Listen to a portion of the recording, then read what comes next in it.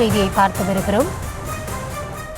முன்னாள் அமைச்சர் செங்கோட்டையன் தனது ஆதரவாளர்களுடன் ஆலோசனை நடத்த உள்ளதாக தகவல் முன்னமே வெளியாகியிருந்தது. இந்த நிலையில் அவருடைய இல்லத்தின் முன்பாக ஆதரவாளர்கள் திரளக்கூடிய அந்த காட்சிகளை நாம் தற்பொழுது பார்த்து கொண்டிருக்கிறோம். அதிமுக தலைமைக்கு எதிராக செங்கோட்டையன் போர்க்கொடி தூக்கி இருப்பதாகவும் கள தகவல்கள் தெரிவிக்கின்றன.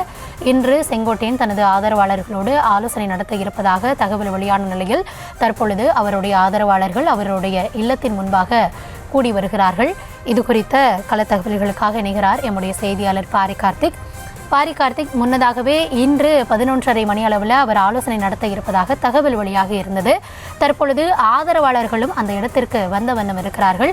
இதில் செங்கோட்டையன் மட்டுமே பங்கேற்கிறாரா, இல்லை முன்னாள் மற்ற அமைச்சர்கள் யாராவது கலந்து கொள்ள இருக்கிறார்களா? என்ன விவாதிக்கப்பட இருக்கிறது இந்த கூட்டத்தில்? அதிமுகவினுடைய வலுவான மண்டலம் என்று சொல்லக்கூடிய இந்த மேற்கு மண்டலத்தில் தான் தற்போது அதிமுகவில் இந்த உள்கட்சி பூசல் வருவதாக தெரிகிறது. குறிப்பாக செங்கோட்டையனை பொறுத்த வரைக்கும் எம்ஜிஆர் காலத்திலிருந்து அதிமுகவில் ஒரு முக்கிய பதவியில் இருக்கிறார். குறிப்பாக மேற்கு மண்டலத்தினுடைய தளபதியாகவும் அவர் இருந்து வந்திருக்கிறார். கடந்த கால அரசியலில் முன்னாள் முதலமைச்சர் ஜெயலலிதா அவர்களுக்கு முக்கிய தளபதியாக விளங்கியவர். குறிப்பாக ஒவ்வொரு தேர்தல் பணிக்குழு விஷயத்திலையும் அவர்தான் முக்கிய முடிவுகளை எடுக்கக்கூடிய அளவுக்கு முன்னாள் முதலமைச்சர் ஜெயலலிதா அவர்களுடைய அந்த பிரச்சார திட்ட வியூகங்களை வகுக்கும் வகையிலும், அதே போல அந்தந்த எந்தெந்த இடங்களுக்கு ஒரு மேற்கு பகுதியை பொறுத்த வரைக்கும் பிரச்சாரம் மேற்கொள்ளலாம் உள்ளிட்ட பல்வேறு விஷயங்களை கவனித்து வரும் ஒரு முக்கிய தலைவராகவும் அதிமுகவில் விளங்கி வருவார்கள். குறிப்பாக எடப்பாடி பழனிசாமி அவர்கள் அதிமுகவில் பொறுப்பேற்ற பிறகு தனக்கு முக்கியத்துவம் கொடுக்கவில்லை என்ற அந்த ஒரு கேள்வி அவருக்குள் இருந்து வந்தது.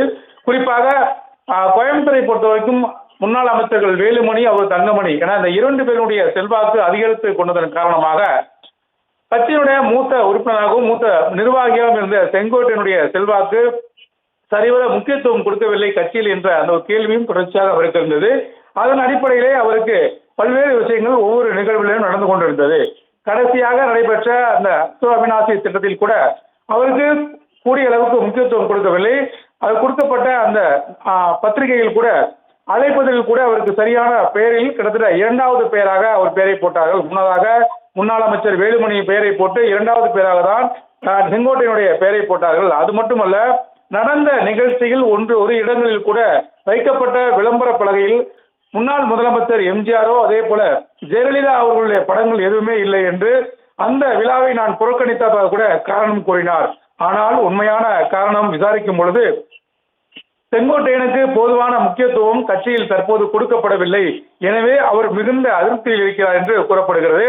தொடர்ச்சியாக நடந்த ஒவ்வொரு நிகழ்ச்சிகளுக்கும் மேடையேற்ற வேண்டிய செங்கோட்டையன் மேடை ஏறாமலே அவர் சாதாரண நிர்வாகி போல கீழே அமர்ந்திருந்தார். குறிப்பாக அவருடைய அரசியல் வரலாறு என்பது தற்போது இருக்கும் ஒரு சில நிர்வாகிகள் தான். தொடர்ந்து பேசலாம்.